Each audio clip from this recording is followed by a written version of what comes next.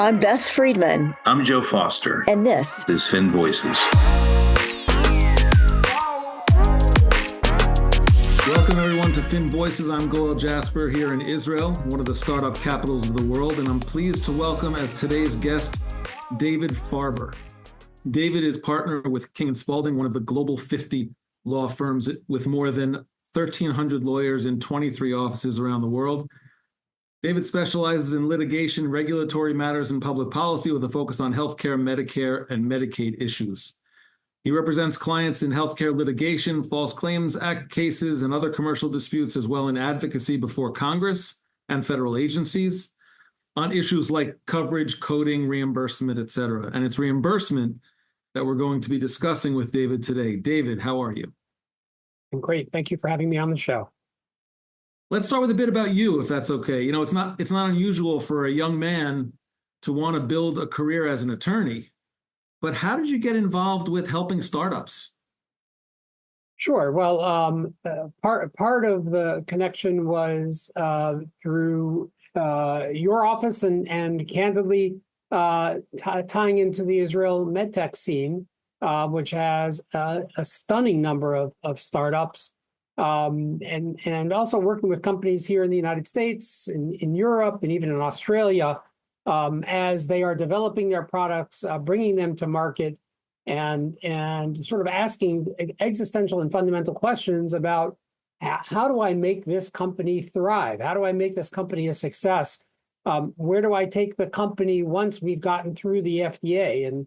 And working with startups over the years, I came to recognize that there was a real unmet need when it came to issues related to reimbursement, how companies actually get paid for their products. And I had the pleasure of working with numerous companies over the years with brilliant, innovative products, which simply not thought through, who was actually going to buy this. They had identified an unmet medical need. They had identified a brilliant technology to solve that unmet medical need, but they hadn't really gotten to the next step in the question. And it's a question that really is front of mind for any venture capitalist or seed funder or later stage funder. How am I going to make money on this? And who's going to buy the product? And how will it actually succeed in the market? And working with the startups over the years, both in Israel, around the world, here in the United States, and learning about some of the core challenges that these companies faced, it sort of led to this natural conversation about how to get paid, how to navigate the very Byzantine and outdated reimbursement system that we have here in the United States. So that's how it sort of began and how we come to the topic today. I was going to ask you first to talk a little bit about reimbursement and just to sort of define it, but you've done a little bit of that already. But I can't help but jump on this word you used to describe the U.S. system. You referred to it as Byzantine. So maybe you can start by explaining why you use the word Byzantine and sort of back into a general overview of what reimbursement is. Sure. And the reason I call the system Byzantine is that it has been patched together over the reimbursement system has been patched together over the last 50 years by Congress and the Medicare program and commercial payers identifying problems and trying to solve those individual problems. And sometimes those problems were, what should the payment system be in this particular setting of care? And sometimes the problem was, how do we get a particular technology further advanced into the market? And sometimes the problem was, prices are too high. How do we reduce prices? And there have just been dozens and dozens and dozens of little solutions to fix individual problems with no one looking out after a comprehensive system and trying to design a reimbursement process that would make sense from beginning to end. No matter the setting of care. And there are many historic reasons why that was. Part of it has to do with the very diffracted universe of payers in the United States. We'll talk about that, I predict. But we've ended up with this patchwork of of different systems, literally in every aspect of reimbursement. Every different setting of care has a different system. And, unless you're spending a lot of time on this, it is very difficult to understand how the pieces all fit together, or in many cases, how the pieces conflict with each other. And they do. But if you understand in your particular therapeutic area from the get-go, what the challenges are, what the system is, where you need to go, then you can design and move towards it. But again, every therapeutic area, every different setting of care, every different type of device or drug or technology, medical technology, will face a different answer to that simple question. So pegging off of that, let's talk about, when I say reimbursement, what exactly do I mean? I think was the second part of your question. And Sure. When I talk reimbursement, I really mean three different things. And when people think about reimbursement, they need to think about these three different things. The first question is coverage. The second question is coding. The third question is payment. So let's break those down. What do I mean when I say that? Coverage, coding, and payment. Payment, exactly. Okay. So what is coverage? Coverage is, are you in or are you out? Right? There are products that are covered. There are products that are not covered. And in the United States, there's three different centers, I would call them, of reimbursement. There are about 180 million plus or minus Americans that are covered under employer-based commercial coverage. These are private insurers who provide health insurance. I work at King & Spalding. We have a plan for every employee of King & Spalding. It's provided by Cigna, and that's our healthcare insurance. And there are probably 5 or 6 large commercial insurers: Cigna, United, Aetna, Humana, probably a few others, Kaiser, that I've left off the list, right? And then there are hundreds of other smaller health insurers, but that's commercial coverage, 180 million lives. Then there is the Medicaid program, which provides health insurance for America's poor people. Poor can be defined in different ways, but there's not one Medicaid program. There are really 56 different Medicaid programs. Each state runs its own Medicaid program. It's supervised by the federal government, which subsidizes the states. And you're now wondering why I've said there are 56 programs, because there are only 50 states, even though I'm working in the District of Columbia that one day wants to be a state. But the answer is because it covers the 50 states, Puerto Rico, and the U.S. territories. So that's why you get to 56. But again, it's 56 different programs. Sort of each runs its own program, again, federally supervised with a federal law that dictates what these programs must cover and may not cover. I just want to stop you for 1 second, David, because for people listening, for startup entrepreneurs listening, right? They might think of this portion of the podcast as this is the boring stuff that he just has to talk about. But this is really important that these entrepreneurs understand these three categories of coverage, because they each have a completely different perspective. Oh, exactly. And let me peg off that. So again, we were talking about cover. Again, three pieces are coverage, coding, and payment. Let me talk about coverage first. So you're on Medicaid. About the three different centers of coverage in the United States. We have commercial, we have Medicaid, and then the most important one, and the one that entrepreneurs need to watch for and follow, is the Medicare program. So Medicare covers people who are over 65 years old and people who have persons with disabilities. That's about 80 million people in the United States. It's growing 10,000 people a day as the American society ages.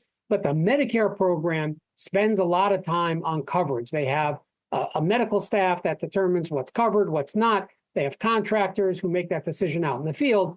And as the Medicare program goes, so goes everybody else. So you would think, as an entrepreneur, I'm going to go to my biggest market, 180 million people in the commercial plans. But finding commercial plans that really dig into coverage, decide what's covered, what's not, and how it's covered, doesn't really happen that much, right? Many medical plans, other than the largest ones, don't have a medical director who makes those kinds of decisions. So the rule of thumb in the United States is everybody follows the Medicare program. Well, if Medicare covers it, the commercial plans will cover it, the Medicaid programs will cover it. If Medicare doesn't cover, they won't cover it. If Medicare covers with restrictions, then these others cover with restrictions. So coverage is, are you in or are you out? Let me give you an example of what's in and what's out, right? If you're durable medical equipment, you're on a list. I'm not going to get into the details of this now, but you're on a list that says durable medical equipment is covered, right? There's definitions as to what is durable, right? If you're making a piece of durable medical equipment, you better know those definitions, right? Because if your product doesn't last for 3 years and you don't have the engineering data to prove it, you're not durable. You no longer qualify as durable medical equipment, even though you think of your product as durable medical equipment. If you are a preventative treatment, right, you're not covered, right? If you are a sexual enhancement or a cosmetic treatment, you are not covered, right? You're not in the program. You're not eligible for reimbursement.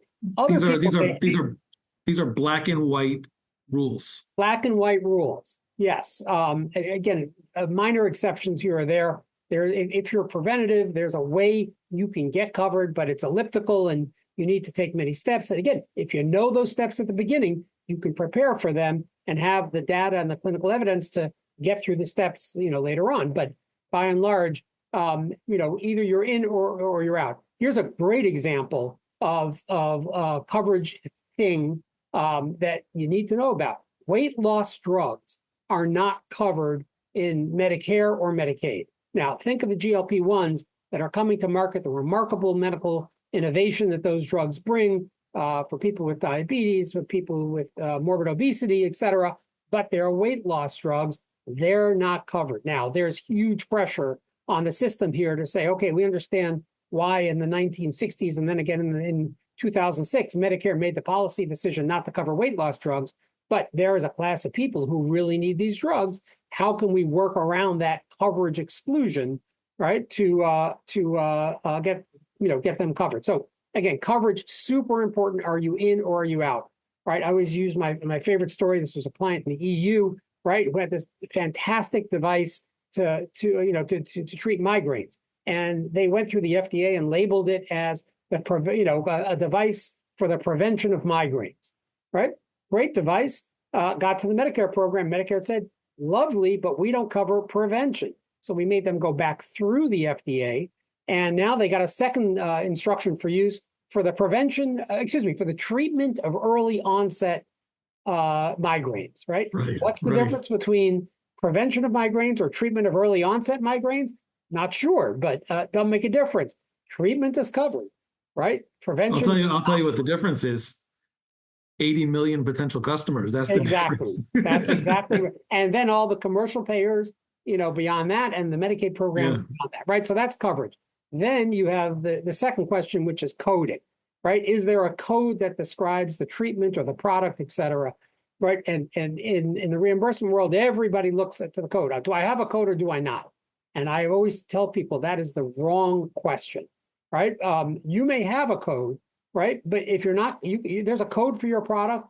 But if your product's not covered, you're going to get no payment, right? Or you may have code and that code triggers a payment. Code is covered, device or product is covered, but there's no payment because if it's a hospital inpatient, there's never going to be separate payment for that product, right? So can you explain that a little bit? Can you explain that a little bit? So, how that dynamic might play out? I'll give you. It bleeds into the third question, right? We have coverage. So just keep going. About coding, right? Which is there a code that describes the product or the treatment? And then there's payment. Payment is a how much, right? So all coding is the language that connects coverage to payment. My product's covered. How does it get paid? And how much will it get paid? How will anybody know that I just used it? That's all the code is. People give codes much, much more importance. But all the code is the connection between coverage and payment. Payment is how much, right? So if my product is covered and I can tell someone, or the treating physician can say to someone, hey, I just used it because they put the code on the claim, then how much does it get paid? And this is where it gets mind-numbingly complicated. Depending on the setting of care, there will be wildly different payment systems. So for example, If I am using a drug in a physician's office, the doctor is injecting me with the drug, that drug will be separately paid. If I am using that very same drug in a hospital outpatient department, that drug may or may not be separately paid, depending on how Medicare looks at the drug. Sometimes the drug is paid for within the procedure payment. And sometimes that can be a good thing, or sometimes that can be a very bad thing, right? The way that hospital outpatient it works is that different procedures are grouped together, and there's a flat single number, which is the weighted average of all those different procedures, and that's the payment. So you'll have procedure 1 for $10 and procedure 2 for $20 and procedure 3 for $30, and they're all used the same. No matter whether procedure 1, 2, or 3 is performed, the payment's going to be $20, just average, averaging them out, right? So the procedure 1 will, the hospital will make $10. Procedure 3, the hospital will lose $10, but it's always going to be $20. If the drug is used 10% of the time and it's in that payment, right, then and the drug itself costs $15, how does that math work, right? It doesn't, right? Everybody's getting $1, even though 14 out of 15 times the drug isn't used, and on the 15th time when it is used, that facility is losing $14. So if everybody's facility uses the drug all at the same time, it all works out. But America is not one big hospital, which is the way the system is set up. The system is set up to punish innovation, sadly, because of this averaging thing. So if the drug is packaged into the procedure payment, there's going to be very, very little payment, and there are ways to get around that, right? But it's a great example of, again, if you use the same drug in the doctor's office, it would be paid separately, reimbursed, with plus 6% of the average sales price for the doctor. If it's used a hospital outpatient, maybe it's paid for, maybe it's not, or it may be paid inadequately. If you use it hospital inpatient, there's never separate payment for it, right? But you got to know, if you're going hospital inpatient, and that's where the drug is going to be used. Am I bringing value to the hospital, in using the drug to more efficiently manage their patients? That's your question. It's a very different question than most entrepreneurs ask about what's the unmet medical need and how am I solving that need, right? Now you're asking a different question. You need different evidence. How am I helping the hospital manage its patients more effectively? What's the cost benefit for the hospital, knowing that they're not going to get any more or any less in their payment for buying and using my drug? Right? How does that factor out? So again, you got to figure this stuff out at the beginning. If you know where you're going, you'll know how to get there. So that's a terrific overview, and I appreciate it, David, and I hope the listeners appreciate it too, because it really is gold. I want to focus a little bit on the startups themselves now. First of all, when did you get started with working with the startup community? Around.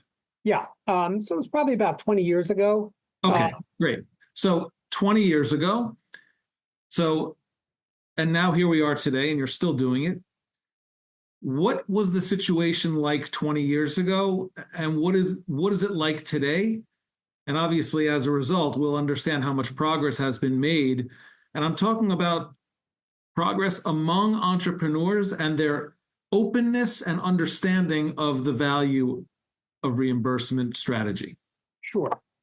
So 20 years ago, and we can sort of separate out, to answer the question, let's separate out sort of the U.S. versus outside the U.S. So in the U.S., 20 years ago, there was a recognition that someone on the team needed to be worrying about the regulatory strategy. But when they said regulatory strategy, they understood FDA. Right. And that was the entire focus of any sort of regulatory effort.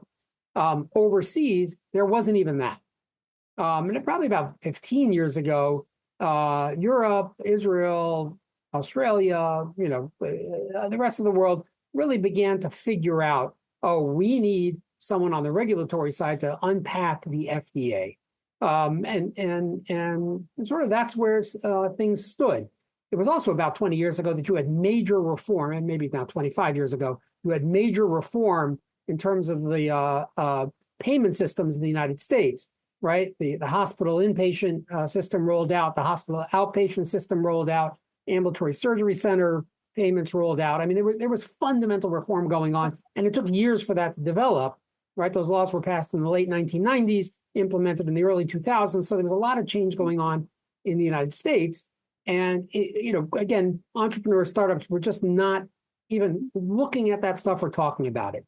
About 15 years ago, 10 years ago, I think the whole world figured out we need a regulatory strategy. And I always describe the life cycle inside of startups as, everybody understood they needed good regulatory counsel for the FDA in Washington. And, my colleagues all got hired for that.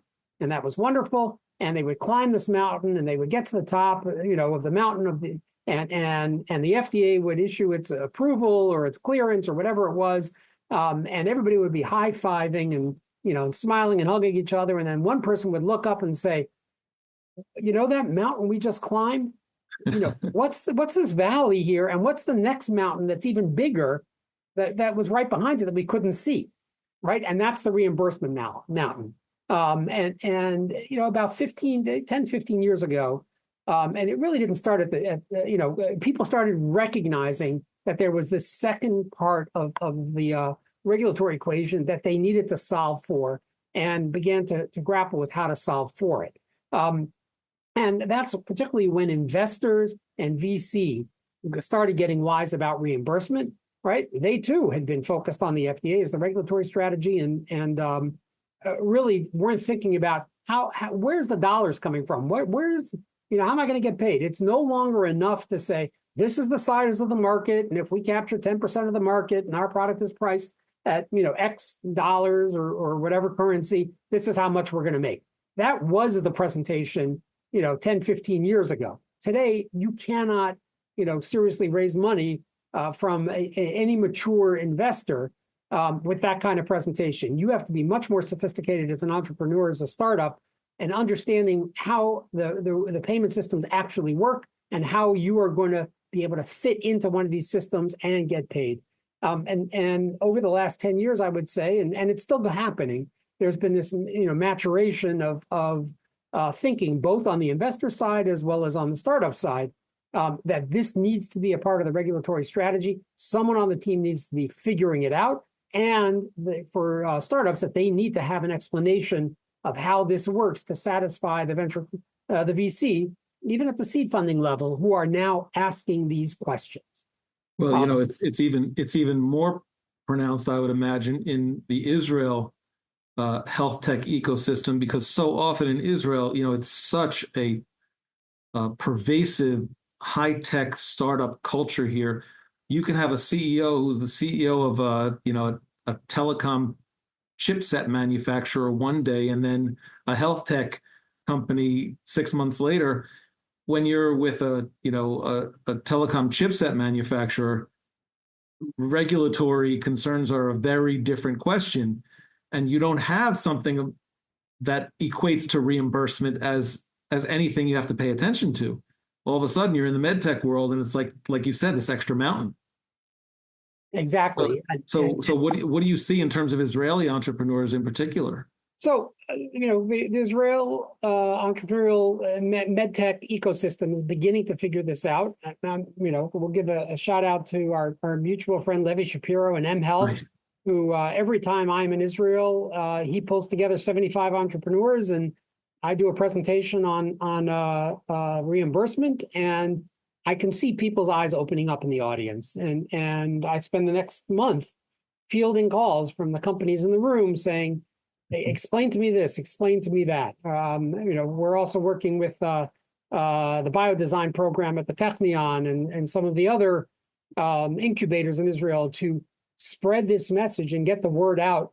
Think about reimbursement as you're thinking about FDA, not only because you need to plan your regulatory strategy, but if you do it right and you know where you're going, you're going to, as you're doing your clinical trial work, whether it's a full-blown clinical trial or just a modest trial, you'll be able to develop the data that you're going to need for the reimbursement side of things, as well as the data for the FDA. And you get the chance, instead of having to repeat your clinical trial because you measured the wrong thing with the wrong patient population, because that's all you needed to do for FDA, right?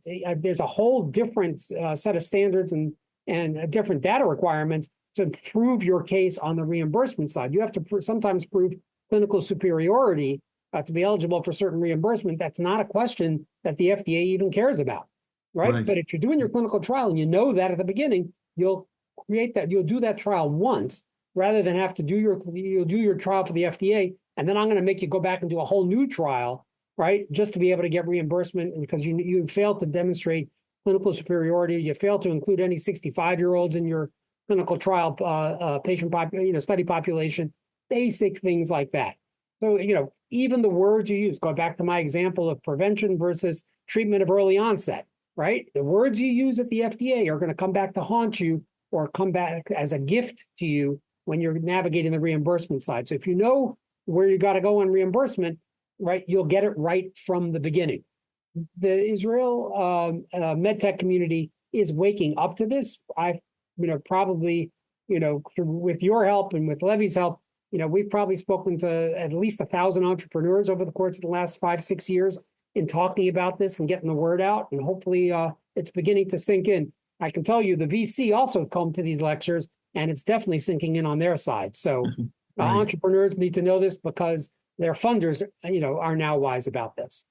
And hopefully, vice versa. Hopefully the funders being wise about it, those seed funders will coach some of those early stage companies to get on it as early as possible. Exactly. I have two. We're going to play a little game. Okay. I have two scenarios I want to run you through. They're fairly simple scenarios, but for the sake of helping the listeners understand what we're talking about here, I thought it might be fun. Ready? Fire away. Okay. Scenario number one, a company decides to first give a shot at a reimbursement-free business model. They think their product is so awesome and so much of a game changer that they're going to go reimbursement-free. And then it realizes that it's not going as smoothly as it had hoped. It turns out individuals aren't so excited to pay $500 for a new device when the old device that is maybe 80% as capable or efficacious as the new one is a simple $20 copay.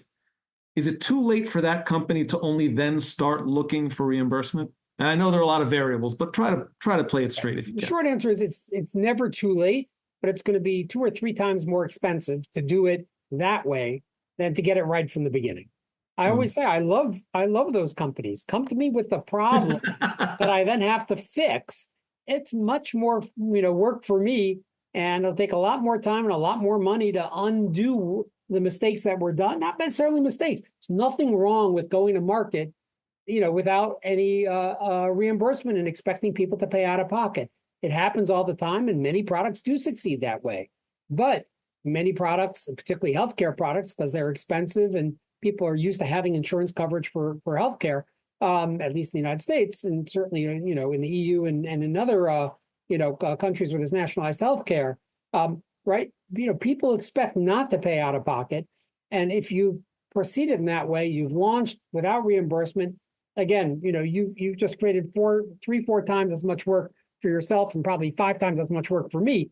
And again, bring it on, but there's a way to do it right from the beginning, and it's like everything else. If you invest in it in the beginning, it's a much more modest investment, and you'll know how to get this done. So again, you can, if you do it right, you can choose to go to out of pocket and and over the counter first, and if it doesn't work, you still have the fallback, and you're prepared to get reimbursement. Right. A better way to do it is to plan for the whole life cycle from the beginning. It's sort of like building a house and then after the fact deciding you want a pool. Exactly. Right? If you build the house and the pool design at the same time, you're going to do it for a lot less money. I would use a slightly different analogy. It's like building a house and forgetting to put the front door on, right? It's great to have a house, but if no one can get in or out, what right, good is right. it? Right. Yeah. All right. Scenario number 2.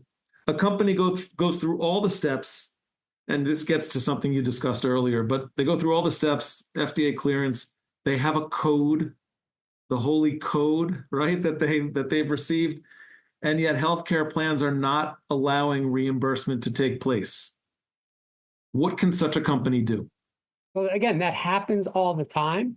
And there are a bunch of different ways to solve that problem. One is a clinical presentation to go to the medical directors of the different plans, whether it's Medicare plans or Medicaid plans or sometimes commercial plans, and to make the case you're missing the opportunity here, right? We're going to save you. This is not only better in terms of healthcare outcomes for your patients, but it's better for you, the insurer, the payer, for your pocketbook. And we make that case all the time. As I said earlier, the key here is often the Medicare programs. You get Medicare coverage, and a lot flows from that.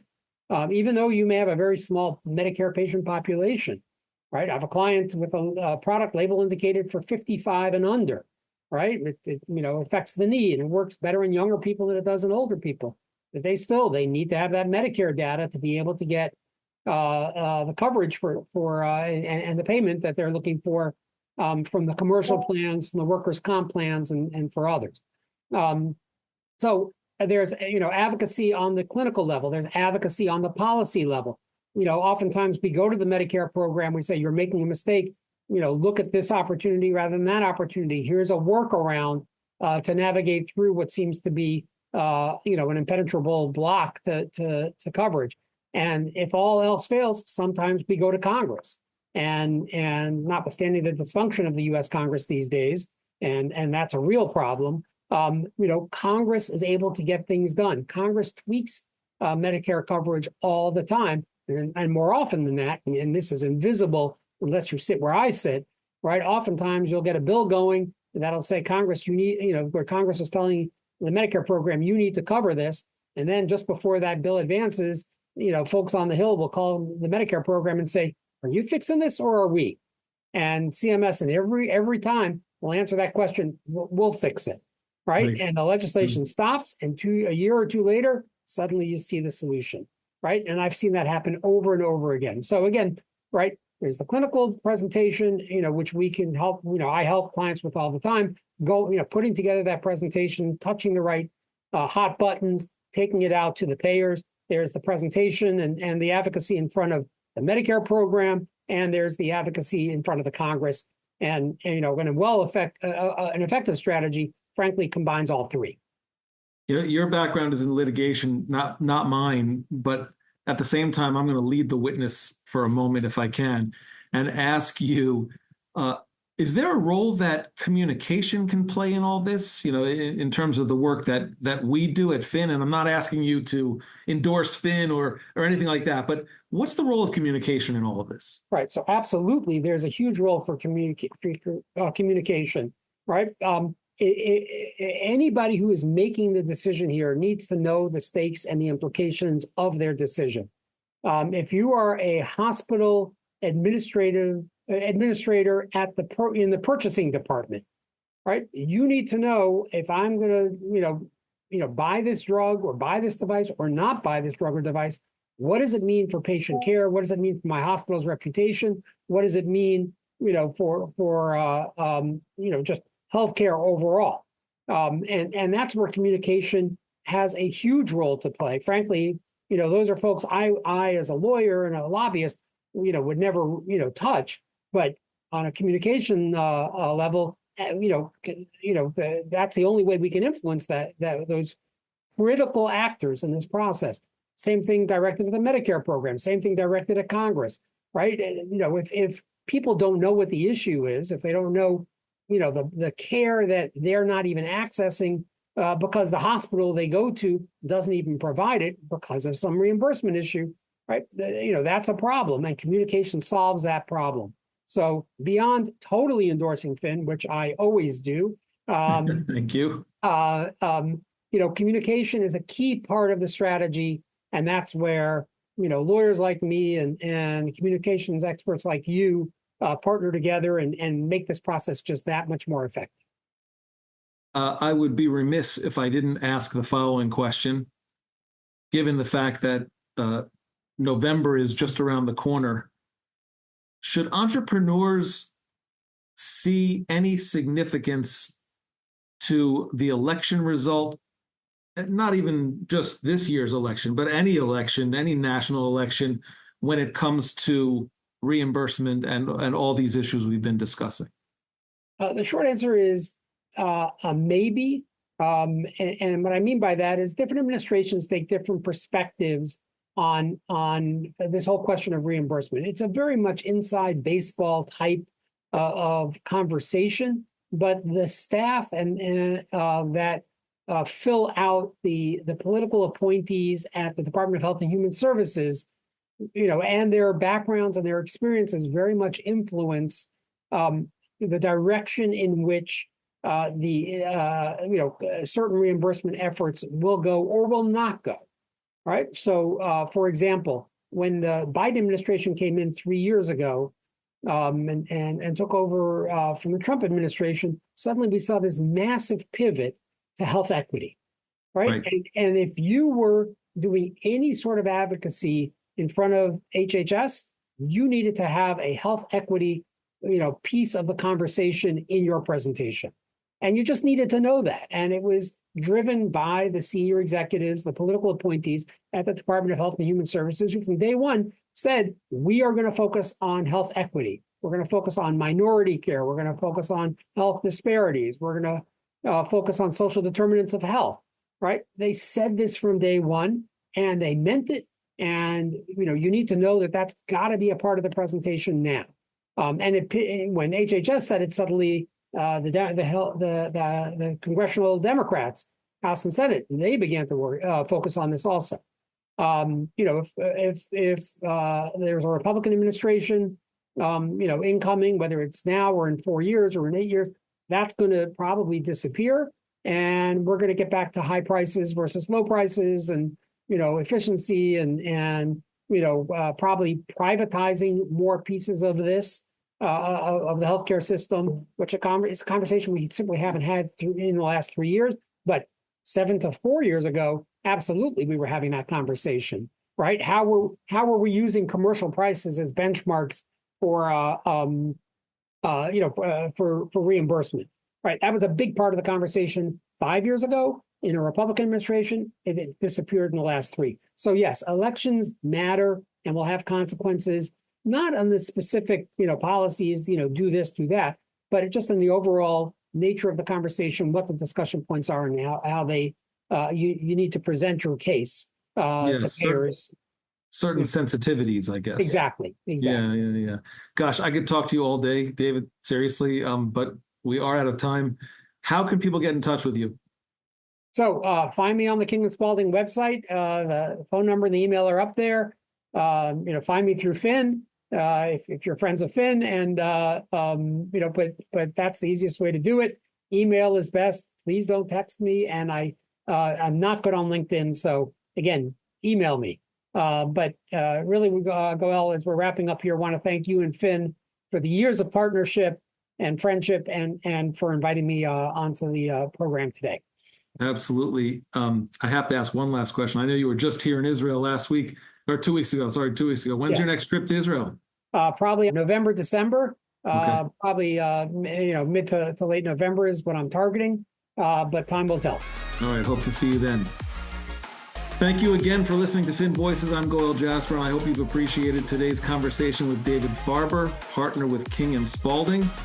My experience with David is that he's always willing to guide young companies as they navigate reimbursement in the U.S. market. So be in touch, and let's all do what we can to make a difference in our world.